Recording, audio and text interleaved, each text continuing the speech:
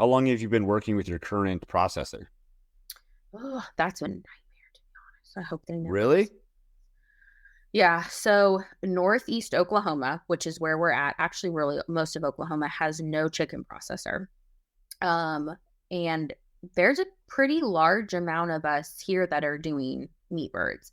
One of the closest ones is like an hour and a half to 2 hours south of us, but their price per bird is astronomical. This is the Farm Hop Life Podcast, a traveling homestead family. I'm Matt DeRosier. On the Farm Hop Life Podcast, we learn what it takes to grow your own food from everyday people. Could be a college student, grows tomatoes and salad greens on their apartment patio, a former VP of marketing for Del Taco now raising cattle in Montana, or someone who hasn't had a homestead in over 10 years. This show is aimed at teaching you what it takes to make homesteading work for you, that we all make mistakes, we all have bad days, but we can reach out and help one another thrive, and giving you the confidence needed to go feed yourself. That's definitely not the first time that has happened, where like, hey, we got to reschedule because this came up. And like Yeah, whenever it's farm related, it's like I perfect know. reason. Well, and Excellent I kind of excuse. I kind of hate it though because like I had somebody that was going to come to the farm recently. They had like family in town and the kids were so excited and it was like that day was the day that we got the call that the feed was ready. And Mm, it was supposed to rain for like 4 days after that, which means like that was the only day we could go get the feed because we put it in big feed sacks on the back of the trailer and it's like a mm. 2 hour drive from where we mill, and so it was like that Oh, was our only wow. option, and I felt really bad to reschedule, but I'm like, we can't drive with feed when it's raining because then it's ruined. Yeah. Right. Yeah. Yeah, I actually just dumped a bag of moldy chicken feed that had been sitting around. So I have 55 steel Mhm. 55 gallon drums with a Same. locking ring on the top, Mhm. and that's what I had been keeping my chicken feed in, and Mhm. it's been working awesome until last year Mhm. where we it was really wet for it was abnormally wet, and I think some condensation had gotten inside and it started to mold some of that chicken feed with no way Mhm. for it to escape. And so that's the only time I've had a problem of any sort. Like obviously it keeps rain, snow, rodents, like all of it. It just um, doesn't keep out condensation. Yeah. I did, I lifted the lid one time, it had rained, and those metal barrels have, like the lid is not flush, it has like a little dip in it, and I, Yes. like, lifted the lid and just poured all rainwater right into the feed, and I was like, So I'm sitting Oh there, like, crap! trying to Yeah. use only the wet feed, like because it's like you leave a little moisture in, and like you said, like, it luckily, it's almost like cat litter in a way sometimes, it kinda clumps together so you can, Yeah, like cakes. yeah. Yeah, So, yeah, that but makes sense. I know Yeah, you that's kind of got to take that lid and flip it almost I like know. I yeah. got I learned my lesson. I also that was the same lid that I, like, took my phone one time and, like, set it on it, and it had rained. It's, like, in 3 inches of water, and I was like, "If I ever learn anything." But, I'm assuming that you fixed your phone or like it was fine because it was I quick. mean, the iPhone, I feel like at this point, like, it doesn't you can't, like, deep dive with it, but I think it's, like, Sure. water resistant or whatever they Yeah. say it, so it doesn't get ruined. I think you like, it muffles the microphone for a little bit, but anyways. Yeah, that's exactly what happened to my Android. So like I was washing dishes and I don't know why I had my phone on me, but I had dropped it right in the crock pot. And so I was like, Mm, "Oh no." And just like yeah, grabbed it and threw it in some rice, and I don't think the I think we took it out of the rice because we have some of those like desiccant mhm, packets, like moisture absorbers. And so threw it in a plastic bag with two of those and left it in there pretty much all day. And yeah, the yeah, microphone was messed up for a little bit, but ended up being fine. yeah, you just move on, so So I was trying to remember earlier today exactly how we connected on TikTok. And if I remember correctly, I had that video about Smithfield pork and like where it comes from and all that mhm, stuff. And you made some comment like, this is why we raise our own chickens. And I didn't even bother looking into your profile. I'm like, that's enough mhm, of a reason to to interview somebody. And then I didn't realize, you guys actually I try not to go too deep into somebody's profile, only because then it kind of ruins all of the questions. Like, I know too much about Yeah, that you already know, and that it's not like an actual conversation. right. Yeah. But it seems like you guys have a sizable operation, because I've seen videos since then, like, we're going to do 6,000 chickens this year. I'm like, holy crap. I So mean, I'm sure, sizable is obviously very, subjective. relative. Yeah. Sizable to where we started, sizable to the industry. Well, but I mean, it's moving, it's going. Yeah. So let's start from the beginning. How did you Yeah. guys get started into, like, did you like start homesteading and then like, hey, let's ramp this up into a full-fledged farm, or how did that start? Yeah, so I mean, when we made the like jump, the move, the wing it and do it, I mean, that's really what it is. And like, I don't try to like dramatize that anymore, but like, we didn't grow up in agriculture at all. Um, I didn't even do 4-H. I lived in a neighborhood, and so did Dustin. But we wanted land, and we wanted to. I don't even know that we really went into it and said we want to homestead. I think it was like we kind of wanted just some land to just kind of do whatever we thought. And that kind of evolved even after getting on the land. And that's something that people ask me all the time, like, were you looking for specific things when you found that land? And I'm like, I don't really know if we knew. Now I can, 2 years in, I could probably be the best real estate agent out there for, I mean, like, I could be a great real estate agent for homestead, because I have this whole list that's like, these things are more important than these things. And like, maybe we had a little bit of that. Like, we would like this home and this land, but Dustin would be like, well, if we ever wanted a shop, it's going to cost this amount of money. So like, we were kind of looking at stuff like that. But to kind of speed up the question, yeah, we started homesteading. So it was like, we brought home 4 pigs and 5 sheep. I said, what are we doing with them? And Dustin was like, let's go. So yeah, I will admit that we definitely winged that part, but our motto has kind of been like, do enough research to not put yourself in a bind or endanger animals, and then the rest you just kind of are learning. I mean, we learned very quickly that like a cow got out of that gate. Like, you learned it one time. It's not like we don't live in a place where it got out and ran into the highway and died. Like, we did have to like get it back in. Sure. So yeah, I would say that we like started off homesteading. It was like, oh, this would be fun to see if we could raise our own chickens. So we started with like 25. And then it was like, well, if we could do 25, maybe we should try 50. We're very big about like, what are the numbers? What's the labor? What's the feed? Like, we track everything. And so it was like, we kind of ran the numbers of what it would be to do 50. And then it was like, well, if we can do 50, we can do 100. That gets us a price break, and maybe we can sell some of them. And then it was like, well, if we did 100, then we could do a round of 300. And if we did a round of 300, we could do a round of 600 times 3 tractors. And then I won't say like before we knew it, we were, had a full customer base. Like, no, there was definitely intention involved. We have always been on top of our numbers. We have not just kind of thrown a product out there. Like, we know our numbers involved in it. So we were making profit. Now, don't let that fool you. Cash in, cash out very quickly. But we were Yeah. making profit still.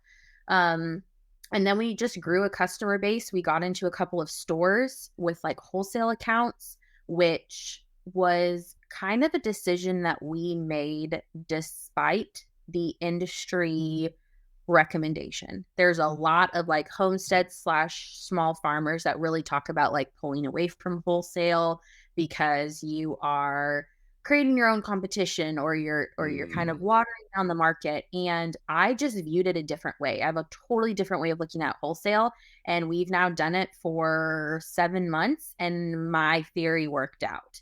And I could kind of like, I could walk someone through all the reasons why wholesale worked for us. But to kind of sum it down, the volume game, we hit the volume game at that point. And farming is a volume game. You don't really make any money selling 25 meat birds. You sure. make money selling 3,000 meat birds. Because your feed costs change. Now your feed costs went up, your infrastructure went up, but you start getting price breaks and different stuff like that. Mm-hmm. So to answer that question a simple way, we definitely started more on a homesteading side. But I tell people all the time, I don't feel like we homestead anymore. We have like a farm operation, and that's how we make all of our decisions. Our kids want a horse. We like raw milk, but the numbers don't make sense. And for us right now, everything is numbers driven because it's a business out now at this point. So that's kind of a quick journey of ours to where we're at now. So when you say like you kept track of numbers, is that something that you've been like you're used to? Are you're an accountant, or you just are kind of anal about finances? Because a lot of people are really bad at tracking numbers. That's me. I'm just like, oh, whatever, here, there, blah, blah, blah. And I know I'm in the red. I kind of don't want to know why Correct. or how. So that is more me. My husband and I are two totally different people within this like business. And if you're married, which you are, you know that sometimes your differences are your biggest fights, but your best assets. Yes. And that is us. So numbers are my husband. He has a degree in finance. He runs There it numbers and is. spreadsheets. Yeah. He runs numbers and spreadsheets and does contract stuff every single day. We have jobs. The farm is not our job. I don't know how anybody starts a farm without its outside money. Mm-hmm. But spreadsheets are our thing. And so he has it. And one day, and this might, a personal plug, we don't have it now, so there's no plug, but one day we want to put more of that stuff out because we have it to where we have spreadsheets that he has it all formulated. So that scale that I was talking about, when he put in, okay, 50 meat birds, this increased the cost here of feed, infrastructure, processing, here's where our profit is. We actually saw that I don't even think we did 50. We made the jump from 25 to 100 because we actually lost money at 50 with our formula. Oh, interesting. Mm-hmm. That's And good to then know. saying we didn't, but that's because that's our like those were our processing cost, Right. travel, our feed. And so these formulas matter. And that's why like I'm really big about you can take the information that you're receiving from social media, but it's so dependent. And so that's why like you got to know the numbers. And so that's why like I say at one point I want to put these out because again we made the jump from I think 100 birds to 300 because we lost money at like 200 because it wasn't enough of that. And so knowing those formulas, and that's the same thing with pigs. Like we just talked meat birds. We did our first year like 15 pigs. We'll finish out 120 this year. Holy crap. I'm like, Good for you. we run out like it's crazy. And then even with lamb, it's the same thing. But to answer your question of that, numbers are not my thing. Numbers are Dustin's thing that come easily. But that is one of the biggest things. So even for the wholesale part, that's why I stand on the platform that I say wholesale does not have to be a bad thing. The reason why people do so horrible in wholesale is because, and here's like the main thing, if anybody has ever been asked to do wholesale, most of the time they'll say, hey, what's your wholesale percentage? And they'll say, hey, we're looking to do 30% off. So like your vendor. Well, you don't have a 30% margin on all of your products. Right. And so you may have a 70% on something, which there's nothing that I think we have 70% on. But you may have a 70% on something and 6 on something else. Like bacon, we barely have a profit margin on bacon because you barely get any bacon. And Right. so if you do a flat 30, then a lot of times the things that sell the fastest actually have the lowest profit margin. And so then you look and you're like, why are we not making any money because we're selling so much? Well, you just did a flat 30%. So where we came back, we know exactly what our profit margins are. So therefore, instead of doing a flat, we said, this is the wholesale number we'll sell it for. So here's retail, here's what you can buy it from us. So we have a margin in every single product. So that's why wholesale doesn't have to be bad. You can't just kind of wing it. Yeah, you better know what your numbers are. That makes sense. Yeah. And like you said, you can't make it just, doing 20, like a run of 25 meat birds. Mm-hmm. It's similar to, this spinoff that my wife and I just finished of that Narcos show. It's like, Mm-hmm. it's all about volume. It's You all can't just volume. do it on a kilo or two of Coke. I need pallets of Coke. Yeah. And now I'm a whole drug lord. That's right. That's the clip that you're gonna take and put somewhere that's gonna get me in trouble. No, just kidding. Get clicks. But yes, that is something that we learned really quickly that I was like, oh wow, this is different than I thought because, and I'm kind of vocal about this for people, there is a misconception, in my opinion, in the homesteading and small farming community that it's like this whole raise one, sell one, like raise it, put it in your freezer and then sell one, you offset your costs. And I'm like, it's not always that black and white. It may feel like it is, and some things are. Cattle, I believe, is one of those that now it took like 3 years or 2 years to grow with, but cattle, I think, is one that maybe, but I don't feel like it's always that black and white. And I was having a conversation with a friend of ours that was like, hey, we may want to get into meat birds. And I was like, do it. I'll help you. Just go for it. And she was like, I'm thinking we're going to do 30. And I said, let's plug some numbers in. And she didn't save money. Now, remember, we're not comparing to Walmart, totally different thing. But Yep.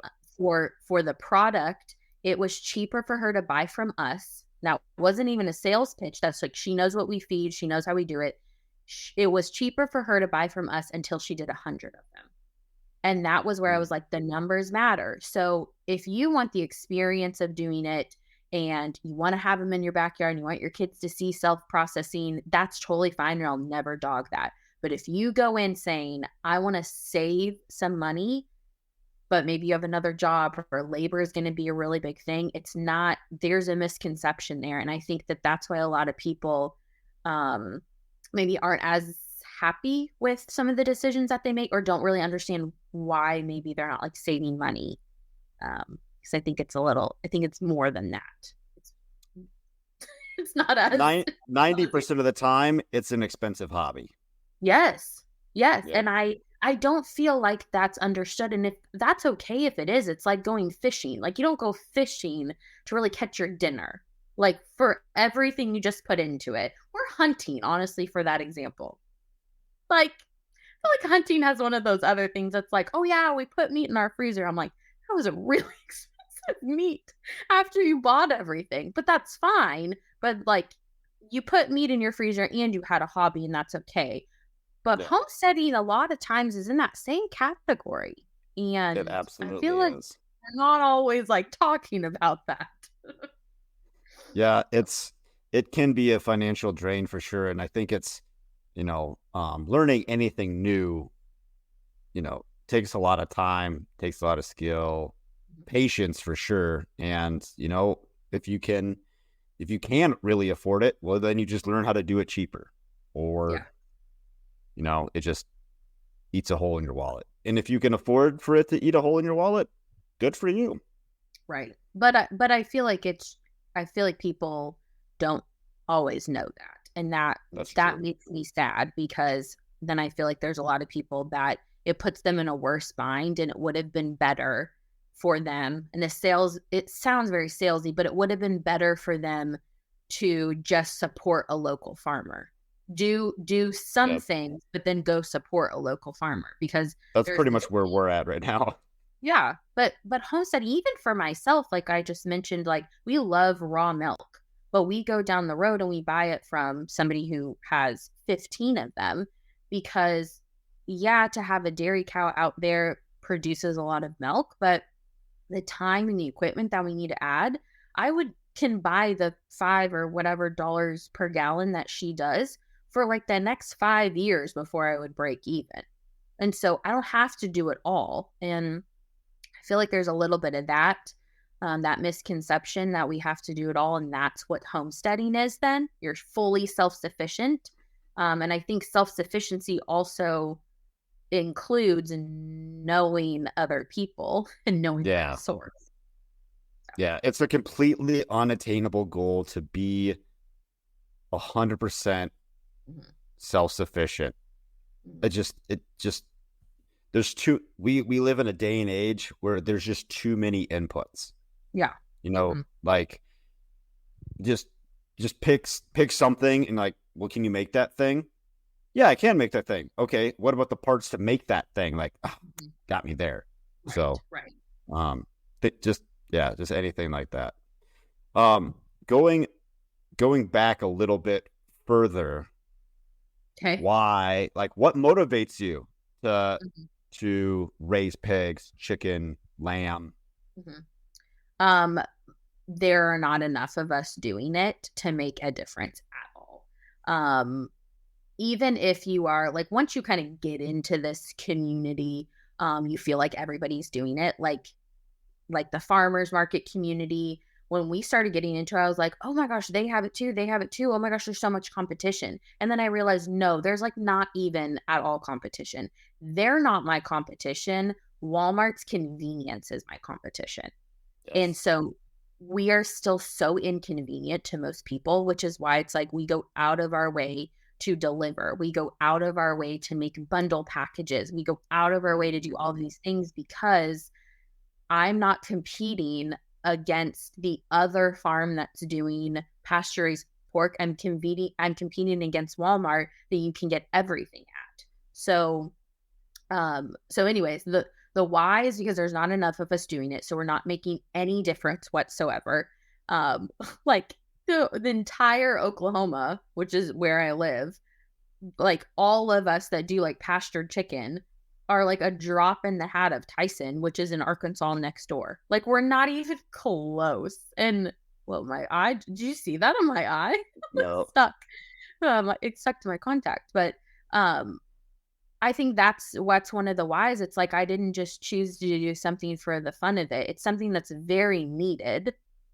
Everybody needs to eat and we need more quality and there's not enough of us. And I really do like it. I mean, it really sucks sometimes, um, but I like it. As long as there's more good days than bad days, right? Yes. Yes. I mean that's a big part of it. I mean, there's a lot of hard things, but it's one of those things that you don't really have a choice to not push through. And so I think it has taught me a lot of those type of things. Like I don't have a choice to just be like, I just want to go inside and watch TV. This feed sack is too heavy or whatever. Like I Mm. cannot make that decision. So, but I think that's our why. That's our why at this point now. We love having a customer base. We love feeling like we're making a difference. Do you feel like you have to chase down customers constantly, or like trying to flip people into, wanting to pursue this more natural, wholesome meat like lifestyle? Sometimes yes, because there's still so much education to be done. There's points that I'm like, oh yeah, everybody knows what local farming is. Everybody knows. And then I'll see a social media post that'll somebody, and it's never from a judgment point of view. It's like oh my gosh, there's still so much education. But I'll see this post that somebody said, I really want to support like local or buy fresher meat. And someone commented back and said, I always buy all of my meat from Sam's because they have a butcher there. And it's like local and they butcher it. And I was like, that's not what that That's is. really funny I know. I like felt really bad to be like, because the Dumbo. Um, but they that's just funny. named it butcher. And like that's not what that is. That's still like commercial meat coming in from wherever and they're Yeah. like cutting it up because Sam's can make more profit on those cuts. Yes. Okay, so then that being said, like there's still so much education to be done. There's something Like that that lemon tree girl this week. Have you seen that video? I She like commented on. I was Oh, probably in my like snarky phase, and I was like, this is why I'm farming, so my children don't think. yes, exactly. I mean, oh yeah, no, there is a lot of that. So yes, there's times that I feel like I have to hunt down people, but yet I'm trying to take an educational point of view, and but at the same time, like those that care, they care, and those that care, there's still a lot of people like they just don't care. And then also the grace that I have to kind of like understand is like there are a lot of people that want to eat better, but there is not Hmm. enough money. And Yeah, yes, you could go down the path of like, well, you didn't have to go get that Starbucks. You didn't have to get your nails done and stuff. And like, there are still people that aren't doing anything for themselves, and there's still not enough money yep, to buy better food. And so I understand that. So then that kicks in the motivation on this side that says, what do I have to do with other local farmers? What do I have to do to get these costs even lower and lower and lower and more accessible? Like, what are my ideas? So there's also that bit of grace. But I had this conversation with somebody the other day that, and it doesn't really matter if you're a churchgoer or not. If you are, you'll understand this more, and if you're not, you'll still get it. But churches of a denomination, oftentimes I told somebody I don't want to be the church of farming. And what I mean by that is a lot of times churches just share patrons back and forth.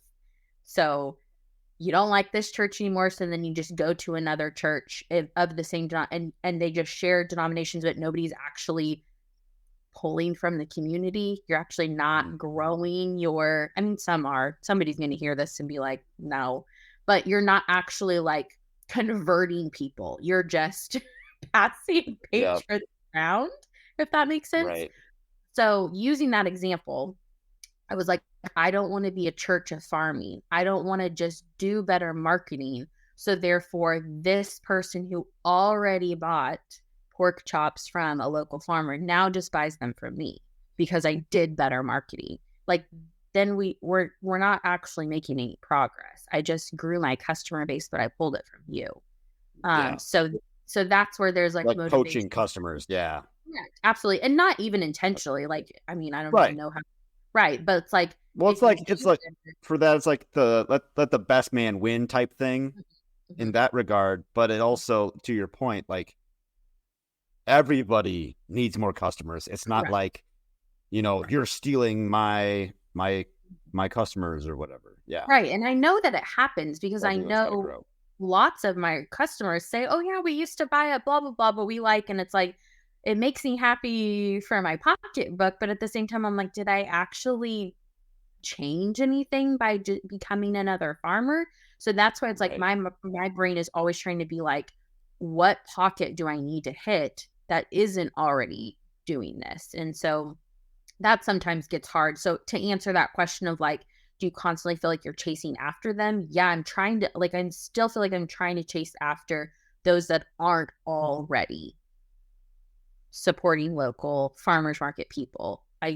I already have the ones that are. They're an easy Yeah. get. Um, but that doesn't really like meet the bottom line for the whole purpose. What kind of techniques or practices and methods are you using in your firm, like rotational grazing or like a movable chicken tractor, things like that? Yeah, so we definitely do all of the popular terms. And I say that because, in every industry, there's like the popular terms, and there's a lot of Yeah. greenwashing, even in farming, where it's um, like I even caught my own self doing it. I said, oh, yeah, non GMO, whatever. And I'm like, there's not even a GMO of that product. It's the same where you see like on, I don't know what it was recently. It was like, like a food product, and it was like gluten free. I'm like, gluten is not in yogurt. Like it never has, Nice. so those type of things. So I try not to do that, but we do rotational grazing. So we have hogs, we have lambs, we've had cows, and we do hot wire training. So we do single strand high tensile wire. We train them to it, and then we move them quite often. Um, the sheep don't get moved as much as the pigs do because they don't make a mess like the pigs do. Um, But we do still move them at least every week because that reduces, like, we don't have to deworm then. There's like, those are the parasitic issues really pretty much get eliminated at that point. And so, yes, Right. rotational grazing. And then meat chickens, yes, they are in movable tractors. We kind of did a mosh up of a lot of different designs, and we've had like 6 different designs. Like, we started a little one, and then we were like, okay, we like this, Mm. went to this. And when I say I did not I did not build these things. I supported. That is, I didn't come with that type of skill set. So we've had multiple designs, but that gets moved every single day. We've seen great success on the land for those tractors. Like, it does what it's intended to do. It puts them on fresh pasture while keeping them safe from predators, but also it regenerates the land. That grass is amazing shortly after. And so we try to work kind of things together. So, like, we'll use the sheep first, and they'll really cut down the grass because I can't pull a tractor through 2-foot tall grass. So they'll really cut it down, and then the chickens go, and then the pigs go after. And then we try to rest the land for at least 60 to 90 days. And that's about, I mean, that's that. I feel like the essence of regenerative ag. I think some other parts of regenerative is like working things together. So Yes. we have like our brooder for the chicks, and then we scoop out all of that bedding, and then that goes on our compost, and that compost is used in the garden. We have about a 3rd-acre garden, and then that's produce that we put in our bundles. That's also excess that goes back to the pigs. And then I use those vegetables to make chicken stock from the chickens that I just raised. And then that chicken stock I throw back to the pigs. And so everything kind of works together. And that's where there's almost pulls in like a permaculture part about how Yeah. can we design things that work better together. And there's a lot of buzzwords to use, but in the end, there's different practices. In the end, I say none of my animals have ever seen a cement floor. They don't live in a barn. So yes, so you can throw around forested pork and pastured pork, and but in the end, it's not commercial, like, very far from it. So What type of pigs are you running? so Breed? we have a heritage cross. We started with, here's a lesson that anybody can listen to and learn. We started with straight Berkshire, like pure bloodline. But here's our very novice mistake that we made. So we found a really great breeder, and they did show pigs. And so we don't do show pigs, Mm. obviously. And we could get, you're probably already knowing where this is going. And it's so novice. Like, it's like, duh.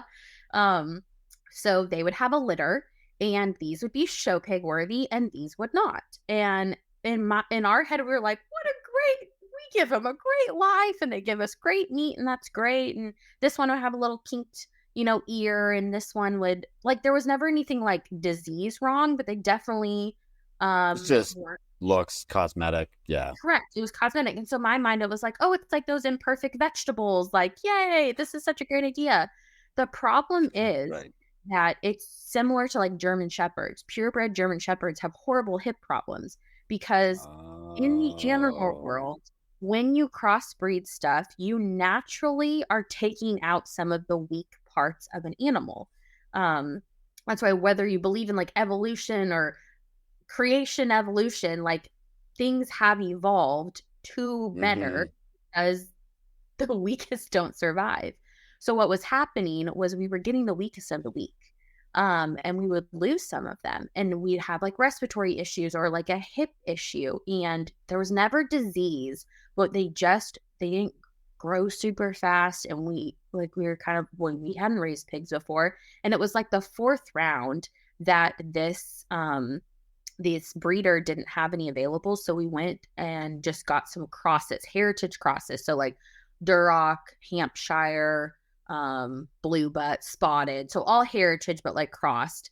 And we had them almost kind of at the same time. And it was like, what are these pigs? They were growing faster. They rooted What a bunch of different. freaks.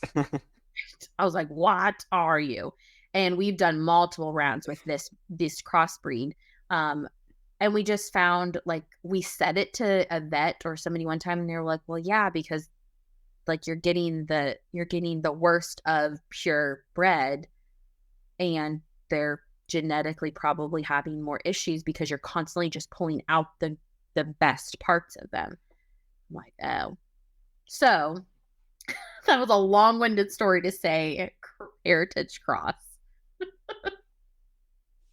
Those also make like the best dogs too. Like there are some people that go Yes. well out of their way to, and for some reason, sometimes it's like a good reason, like livestock guardian dogs or something like that. But for the most part, mutts make the best dogs. And I don't know a lot about that, which is probably why it didn't really occur to us. Like, I don't know Right. much about purebred dogs and issues and non-issues, but it was regardless of that, it was very clear that once we made that shift, we have not had one death of a hog That's since. So amazing. we were losing sometimes 2 or 3 per round. And we've gone through cold, we've gone through hot, and we haven't had any issues since. And I think it mattered. I think that there was something about that wasn't working. And that doesn't mean that that's not wouldn't work for everybody, but it just like constantly was not working for us. Yeah.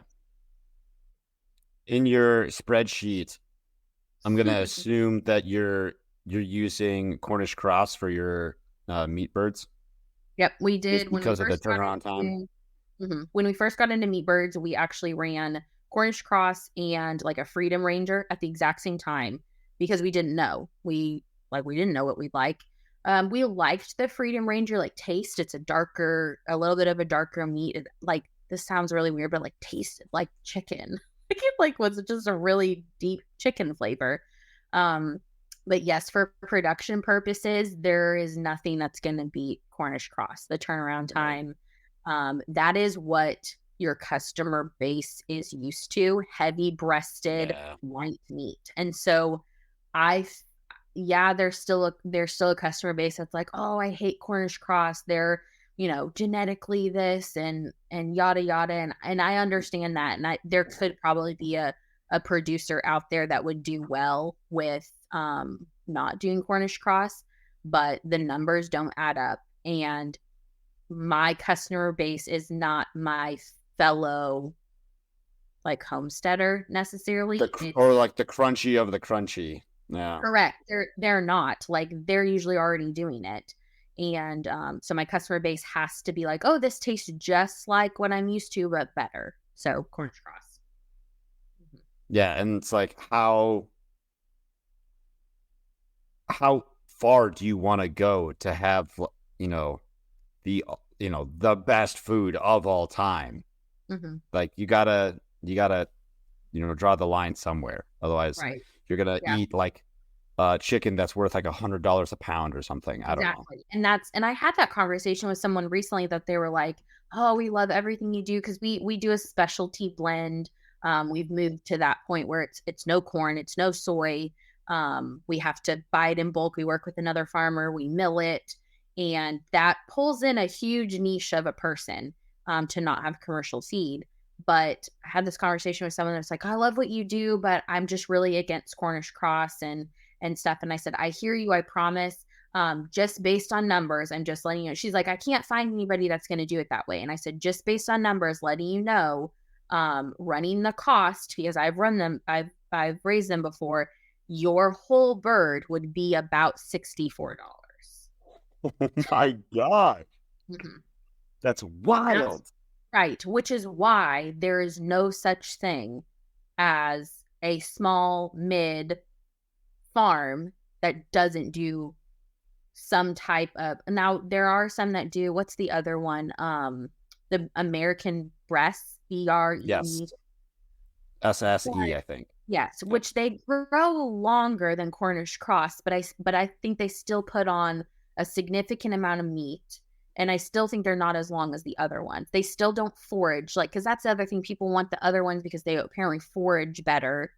And I'm like, probably so, but you know that there's no there. I don't see it. I don't see how it's not gonna it's not going to make it very far in a market, and That's just right. to the cost of it. So I was selling eggs to a couple of nurses one time, and one of them asked me if my chickens were fed an only vegetarian diet. And I pretty much laughed in her face. right. Like, I don't think that exists. And if it does, that chicken's inside and not eating any bugs. No, that is, I Or, mean, that's literally the best sentence that you yeah, can say of like, so a chicken actually, they'll like, and maybe you wouldn't go as crazy, but like, this, like a chicken will literally eat another chicken. It'll eat yeah. a mouse. It'll like, they are carnivores. They will, Hmm. I've seen videos of people dumping their whole deer, like, and the chickens just, Oh, yeah, they cleaned up my deer carcass real nice. Yeah. oh yeah, exactly. And so I'm like, not to be rude about it, but like if you wanted a chicken like that, that's an indoor chicken, 100%. Yep. Because and the fact that indoors they probably have eaten themselves, if I'm being. Oh, yeah. And like they gotta, you see those photos and like the commercial egg layers, like they gotta burn their beaks so they don't Mhm. peck each other to death Right. and all Because that stuff. that's natural, right? Hmm. I know. Yeah. There's a couple of questions that makes me go like, Yeah. Yep. Agreed. So the pigs, Mhm. you start off with the wrong breed, let's say, and Yeah. then you turn that around. So what's another something that you tried that failed or didn't work well? Yeah. So animal wise, there's not an animal that we've done. We had 2 cows, but they're gone. And we don't have enough land to run enough that it makes sense. It makes more sense for us to partner with someone who's doing like grass fed and have that as part of our website than go Yeah. lease land at this point right now. You said around Um, 3 acres? no, we have 7. We have 7. 7. Okay. Yeah. And so we just don't have the land for cattle. So there's not another animal that we've done that we haven't stuck with. There within all of those have been mistakes. Predator issues were a really big problem when we first did meat chickens. Like we outfitted like a barn stall, and it was great. It was a great design. Like we still put the chicken wire, not chicken wire, we did the hardware cloth like on it, but we didn't go all the way up. So like Mm. it's a normal barn stall, and there was an owl that got in and took out, like 40 of them. And then it would be, so stuff like that. And then, oh, this one was the worst one. We had we had new piglets on this side of the barn stall. So it's like true barn stalls that the previous owners had horses. Piglets were in here, and we were hot wire training them so they could come out of the barn stall and go to our hot wire training pen. And then we put our new meat chickens in this one. Well, before we had always kind of subdivided this little barn stall, but we didn't because we had more that time. Well, they found like one little crevice in the stall, and the meat chickens, oh my gosh, I kid you not. I remember walking out there and I was like, wow, the pigs are so active. And I go in the pig side and I see a little chicken in there, and I'm like, oh, what are you doing? And it's like pops out, and I'm like, no. And the pigs are like, "Yeah." And then I watch another one come out, and it like another one, and I see another one. I'm like, oh my God, these chickens are marching to their death. They would literally like, come out the little hole, and then the pigs would just like, psh. And so the pigs were just eating all of these chickens. And I'm like, how long has this been going on? Oh Like, my never gosh. in my mind did I say, I need to. But see, these are the things that like you have to almost, I don't say have to, like you can be better, but like it's gonna happen one time. But it's like, okay, we raised 100 in this brooder, so we put a partition because it was easier for food and water. Okay, well now we put 300 in here, so we need to move the partition, not thinking through that partition always stopped them from getting to this side, which had the crevice, because we had done 8 rounds of 100 before, so we knew how to do it. But we make one adjustment and they all die. Um, Oh so my there's things like gosh. that. And then we had done probably 5 or 6 rounds out in the pasture in a chicken tractor, never had an issue. And then one day we go out there and it's a massacre. And we're like, what happened? Something got in. And it was hardware clocked. It was like everything was fine. And we're like, how did this get in? And we're like, oh man, that really stinks. So we clean it all up, move them. Next night, same thing. Next night, same thing. I mean, we literally were losing like 20 every single time. At one point, Dustin took the pickup truck, put it in the other side of the pasture, and sat there with a gun trying to see what the heck was coming every night. Well, then he was like, I'll put a trail cam up. Next night, one was a raccoon, one was a fox, and the next one was a not a bobcat. Yeah, a bobcat. And so he was wow. like, yeah. So it was like total buffet for those things. Right. Wow. But those are the things. It's like we had done 5 or 6 rounds and nothing ever got in. And so that then introduced, and we lost so much during that round, and we were banking on it, and stuff like that. So then we ran an electric wire around it because it was like, we can't put all this money and work in and lose that. So that wasn't necessarily like a one-word answer of like, yeah, we tried this and it didn't work. I guess the answer is there isn't an animal that we haven't put out here that we haven't had a complete and utter failure on every single one of them. There's not one. Sheep have been a little bit easier. I guess there hasn't been. That's surprising. Yeah. Sheep are easy. I think every homestead or small farm needs to have sheep. I think they're so vital for they're so great on the grass. They're such great foragers. They don't get out like goats. Like, we single strand keep them in, double strand sometimes when we have a ram in there. They lamb fine on pasture by themselves. We had like negative 10-degree weather and they all lambed, of course. What breed is this? We do a Dorper Katahdin. I think that's how you say that word. Mm-hmm. Yep. So our ram is a full-blood Katahdin, and then the ewes are Dorper Katahdin. They're wonderful meat. It sells really well. We sell out like crazy. We can never keep it in stock. And we don't do grain fed. So your input costs are outside of infrastructure, like first getting, like if someone was doing it for the very first time and you needed to get reels and hot wire and stuff like that. Outside of that, there's no other input cost. And especially if you're lambing, then, I mean, obviously there's more details to this, but if you're lambing, then your lamb is free. So then now you've only paid for your butcher cost. And then your lamb is very high priced, obviously, because you don't get much, but it's a premium product. So you can sell it premium, and us being grass fed only, it hits another market too. Yeah. Where we've gotten in a little bit of issue with lamb is that we're not lambing enough. I mean, sheep take a long time to grow a flock. It's not like pigs where I can just call up find a breeder and bring 10 more in. We have to like lamb, and then those lambs, some go and some stay, and then we lamb, and then we lamb. So, I mean, it can be 8-9 years before we'd actually be lambing what our, demand is. But our problem is, if you buy a lamb that's weaned or ready to go, most people are looking for $180 to $200 a lamb. Well, then add butcher costs on top of that, I've pretty much lost most of my profit at that point. Oh. So the lamb is a hard one. It's a long game one, in my opinion, if you don't grain feed. You don't grain feed, because that's another thing, is it's very hard for us to find ones that are not grain fed. So it's more of a long term, if that makes sense. But once you like build that, it just kind of hangs out there. So. Is there anything that you process yourself, or your scale or like your volumes is so much, you just like, we have to, for the quality cuts and everything, we just have to send it to, how's that been?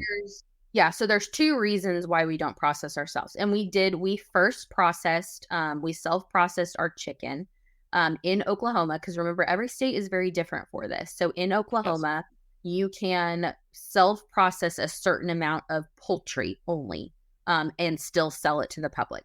I believe it has to be whole, so you cannot do cuts. Mm, and it has to be under 10,000 birds, I think, which is a lot. Like I'm thinking like a lot of birds. 10,000 birds on their own. Um, but I think that still could be like you could have a facility on your property that's not inspected, so you could still scale it. But um, so we did self process in the beginning, but once we got to 100 birds, it wasn't something that we wanted to do. Also, whole birds are hard for your customer base. They want breasts, they want drumsticks, and so we had to have cuts. So Yeah. that's number one is the scale of it. Unfortunately, yeah. Correct. So number one is the scale. Number two, we cannot sell in a store with it not being at a USDA facility. We can't ship, which we don't ship because we don't have enough. We can't even keep up with our local demand. But so that's that side. The other side is for pigs, for sheep, for cows. We cannot self process and sell. That is only that you can, I believe, if it's like custom, like it has to, like they would have to pay for the animal and then you could like self Mm, process it. But that's not our customer base. Our customer base is somebody who wants it dropped off and delivered on their doorstep with a pretty label that has the date and the logo. And then we're in the stores that like they go in and it's a pretty glass, they want to look at it. yeah. So volume and regulations, we don't self-process anything. And time, dear Lord, I would never. I feel like all we do is process at that Yeah. point.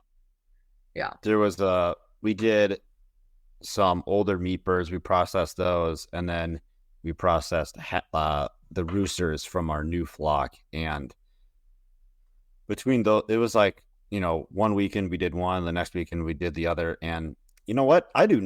I'll do it, but I don't enjoy that. I do. Right. It's not the fun Yeah. part of uh this endeavor, I guess. I don't know.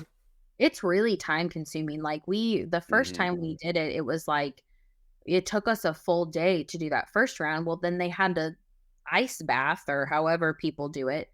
And then we had to Yeah, do it all again the next day. Well, we don't always have 2 days in a row that's to right. devote. And so it was like that was a big thing is like I'm not doing this every 6 weeks. And that's what I said after we went over 50, we couldn't get more than that done in a day either. Yeah. And our quality started to kind of slip which Because you're then rushing, and yeah, the that makes Russian, sense. right, and that's not, like even 6 weeks apart, like, I almost had to, like, remind myself when I was doing it, kinda some of the I was like, "Oh, yeah, forgot to take the esophagus thing out," and it's like I almost had to kinda, like, Or the restart lungs, yeah. again. Yeah, and so the quality, I think, was not as good as somebody who's doing it quite often, so, I think if we would have done maybe some weight comparison, I think we probably cut out more meat than a facility would too. So Sure. in the end, was it really a better deal? So, How long have you been working with your current processor? oh, that's a nightmare to be honest. I hope they never Really? listen. Yeah. So Northeast Oklahoma, which is where we're at, actually really most of Oklahoma has no chicken processor. Um, and there's a pretty large amount of us here that are doing meat birds. One of the closest ones is like an hour and a half to 2 hours south of us, but their price per bird is astronomical. They're Amish. We have a pretty big like Amish Mm, community yeah, in this part. And I think their heart is right. That's fine. They got into it for like they don't have a minimum. So it's like it's really great for homestead where if you sure. raise 25, it still saved you money because they have no minimum. Everyone else has a like 100 bird minimum. So your backyard person can't even bring it. So all of us in Oklahoma go to Arkansas. Which Oh, kind that's of that's interesting. because they have so many. They have so many processors there. But it's been really hard because so many of us go there. We're all competing for the same date, and we're all friends. So it's not like we'll literally even talk. Like we share crates because you put all the meat birds in those flat crates because that's how you keep them Yeah. safe in its port. My brother-in-law made that mistake. Threw him in a like a trailer. It's like Like, they need to, like, I know it's funny to like the non-farmer eye. It's like, oh my God, they're squishing them. I'm like, no, they're not dying. Trust me. Um, so we share crates with each other because nobody needs the crates all at one time. And so That it's makes been sense. Yeah. but we can kind of compete for dates sometimes. We're working on trying to get one opened in this area. We actually kind of like farmers came together and basically went to some of our favorite butchers and we're like, will you put a facility? Because it's still a different facility. It's still totally different regulations, totally different equipment, different licenses. But a butcher is probably your closest that's going to be like excited to do that. Um, we basically told one of the butchers, like, if you start this, we can guarantee about 40,000 birds your first month. Not we, not just us, but Right. like But I mean, a between couple of us together. everybody, that's a lot. That And is that's a lot just of oh birds. yeah, but that's It's all like of us going to work. 10,000 a day. Oh yeah. That's why we're like, if somebody opens it, we will. Some of us were like, do you need funding? Like, do you, I mean, I don't have money to send to them, but we were like, could we write like letters of intent? My light just went out. For like a bank, because if they would bring like a letter of intent to the bank and say like we guarantee we will bring this product to you, which should guarantee cash flow month one. So that's in the works, which would change so much for us. We drive 6 hours. Oh, you currently drive 6 hours. Yeah. Yeah, it's the worst. It is the worst because you have to be there at like 5 a.m. So, Oh gosh, you have so to leave at like yeah. midnight. Well, Dustin had this past couple rounds would leave at night because he doesn't do great driving from midnight to 5. And so he'd leave at night and basically sleep in their parking lot with the live birds in the back Oh and gosh. then like wake up and drop them off. Um, but that was actually not the hardest part. It was 6 hours with not a refrigerated trailer is in 100+ degree weather between Oklahoma and Arkansas in summer was not always a good thing. Yeah. He got back one time and I was like flinging them into the freezer. Yeah. Oh geez. Yeah. Like they were not defrosted, but like it wasn't good. Right.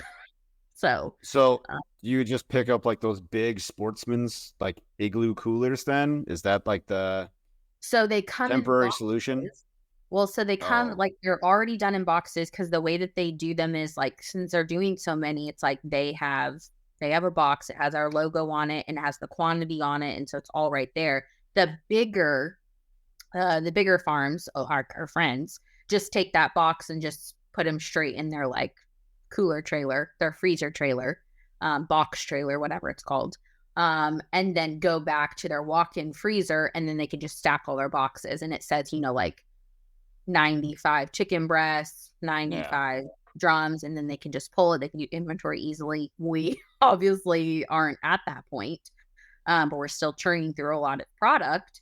And so at this point, we get it back and then we have to pull it out and sort it and put it in all of our freezer. But we are going to have a walk-in this year. So Nice. there's Very not nice. like that's the thing that scaling is so crazy is that our demand is there. Like our demand is beyond there. We're always out. We're always telling people no. There's probably 5 more stores that want us, but we don't have it. There's restaurant contracts, there's catering contracts, there's all of this stuff.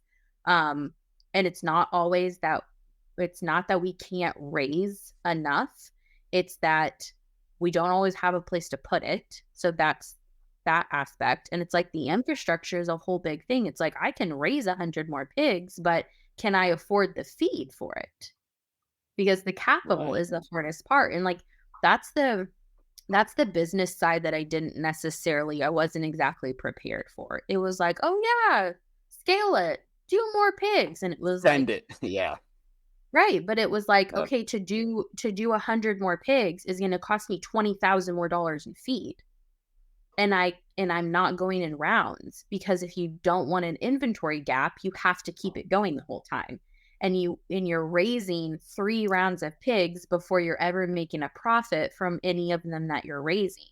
And so none of your profit has come in before you need to go buy more piglets and more feed. So Yeah. it's like, it's a constant struggle of you don't, that's the reason why it's so hard is because we just don't have that capital as a small family farm. Yeah. Yeah. So that part being a challenge, what would you say the Mhm. best part about farming is? I feel like I'm doing something purposeful, and there can be purpose in everything. So I would never, like, there's literally purpose in everything you do. But I really do like this lifestyle. I Sure. really like, I do not like the city stuff. Like, every single time I'm in the city, and Tulsa is our closest big city. It's not even that big, but I'm like, oh my gosh, why are there so many cars? What are you all doing? Yep. But Agreed. yeah, so I definitely like more small town living. I love the nature aspect. I love that that's what we do for fun. Um, so I love that it's affording me that opportunity because we want to live here and our jobs can afford it, but we want to do this all the time. So Yeah. farming is, while it's not, making us millionaires, we're getting to a point where our farming is supporting the lifestyle we want to live. And that's the part where I feel like we've accomplished something, is that we're not making money and then living a lifestyle. We're starting to bridge the gap a little bit more, that the we are living a lifestyle and it's making us the money. No, I think that's an excellent way to do it too, is um, just being able to make a living in the lifestyle that you want, Mhm. whether it be partial or full time or Mhm. anything like that. Because right now we're kind of in like a weird middle ground. Obviously, wintertime, not growing anything.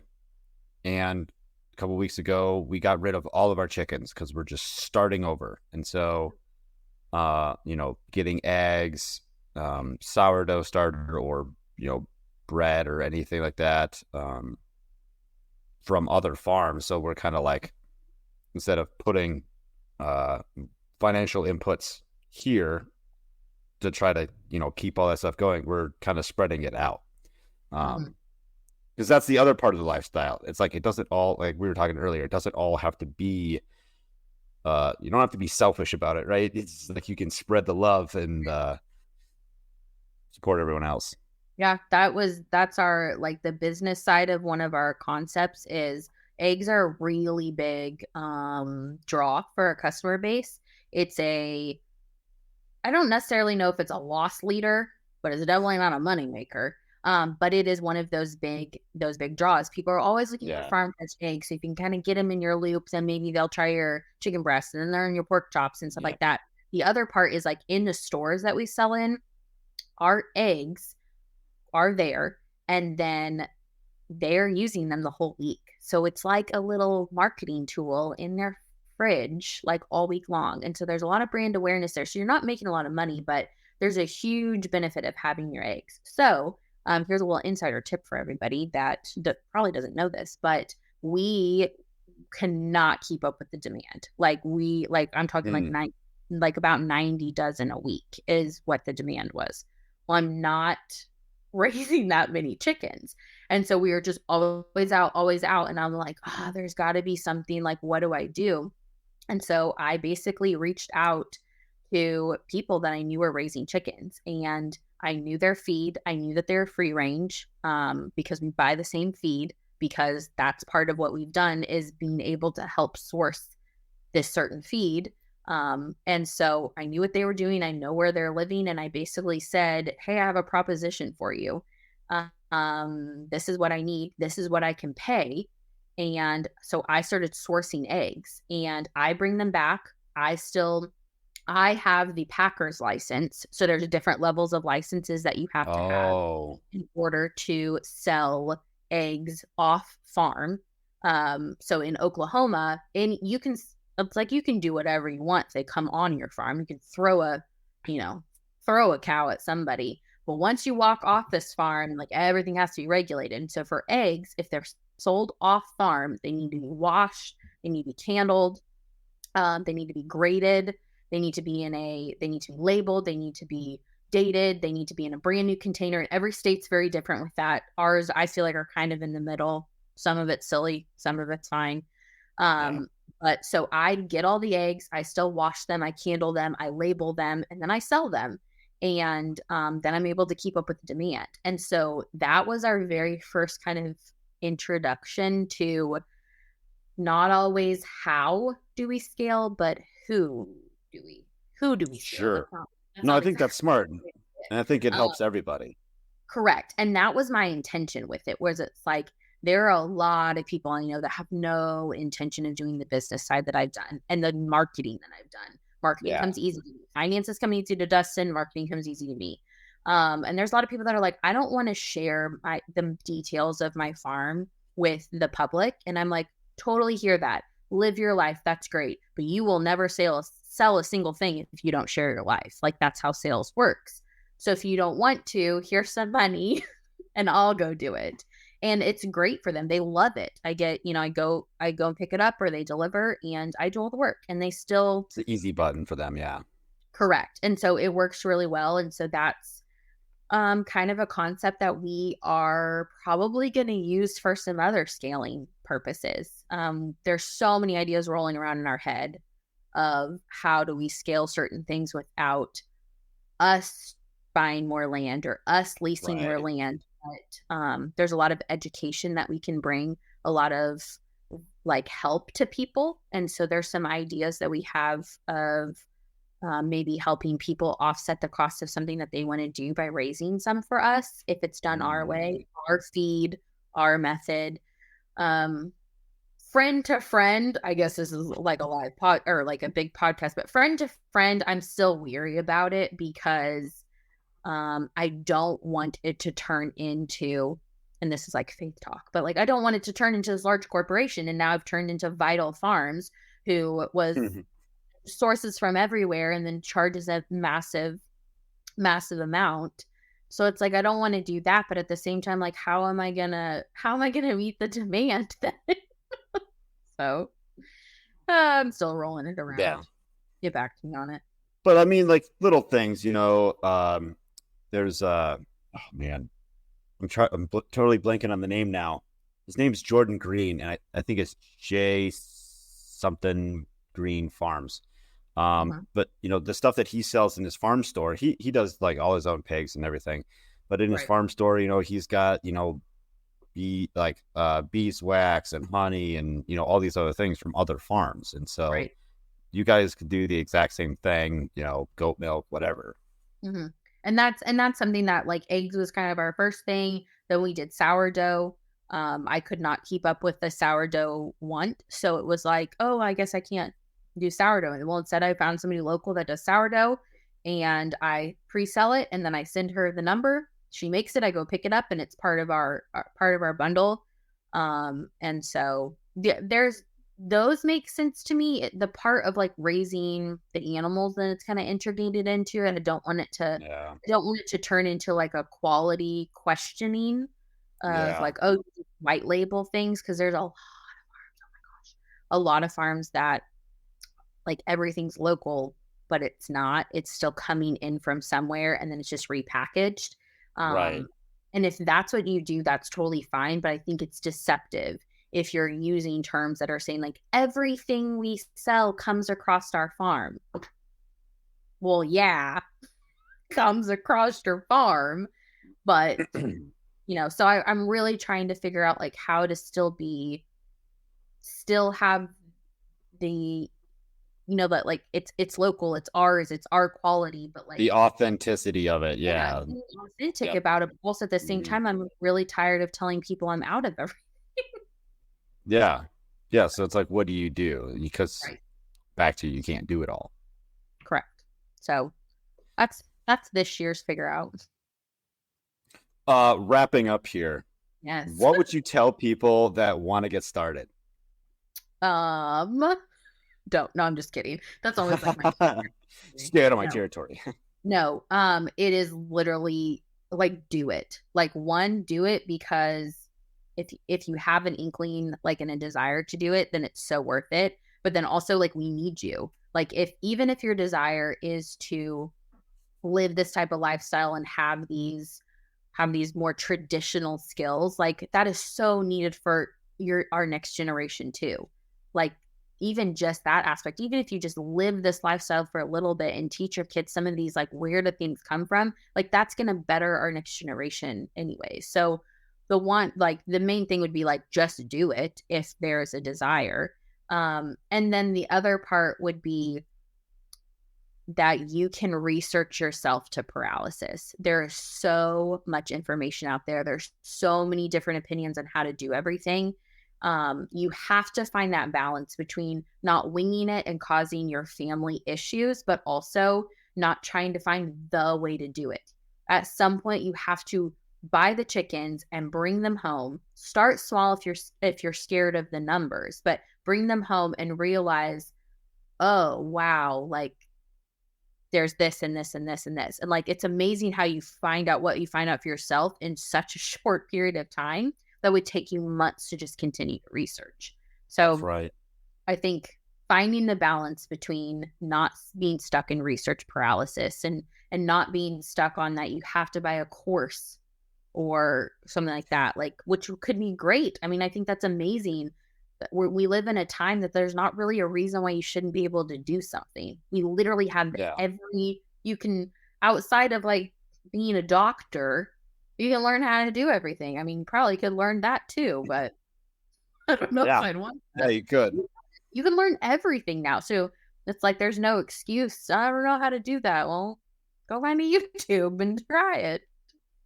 So yeah, that's my advice. I don't want to learn how to do that.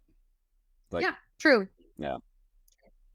So it's worth it. It's fun. And then find people that you trust and find people that have done it. And maybe there's a couple of really key people that I've watched and almost kind of just like tried their method. Like like I'm just going to watch like their kind of way of doing it because I've seen success in it instead of like all these different tips everywhere. Cause there's so many different variables, and then goes back to, you can just really kind of question everything. So, yeah, no, I think that's great.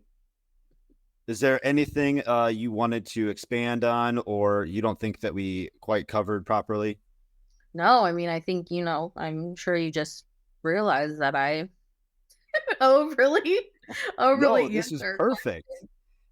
No, this was perfect. I've had some guests that I've had to like, it was like pulling teeth to try to get answers out of it. So this is an excellent interview. That I is love this very much. my issue for sure. I did a podcast like 2 nights ago. I don't know how it like happened. They were like, I've never do podcasts. Everyone's like, wow, so many podcasts. I'm like, I've done like 2. But same thing. It was like, okay, we should wrap this up. And no, I feel like we covered so much. I think this is great. I can't wait to listen to more of your podcast. Well, great. You can probably listen to yourself tomorrow morning when it goes live. So I don't know. Well, I really appreciate you coming on, Lindsay. Where could people find you and learn more about your operation? Yeah, so I post a lot. And so there's lots of information. So I'm on Instagram. I do have a Graham Acres Instagram, which is our business one. I have a personal one called Life with Linz. I'm on Facebook the same way. I'm on TikTok the same way. And I try to post tips and inspiration, and that's where you can find me. We obviously have a website, Graham Acres, as well. If you're local, we are only servicing local. So do not ask me if I ship. My answer is going to be no. Excellent. I'll have a link for all that in the show notes. So, well, thank you. Great. This was so fun. Yes. Thank you for your time. I really appreciate it. I am Matt DeRozier of FarmHopLife. Thanks for watching. Don't forget to subscribe and visit FarmHopLife.com. Inside of the city, the people are crazy. Out of their minds, they ain't got a clue. We gone away, headed west for Montana. Left family and friends, all I got now is you. We both got new jobs, a house and a homestead, thinking this was the life, all that there'd be.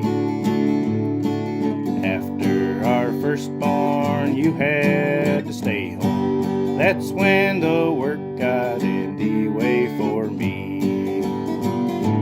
Well, I started Farm Hop Life. We'll come to your farm to help and to wander.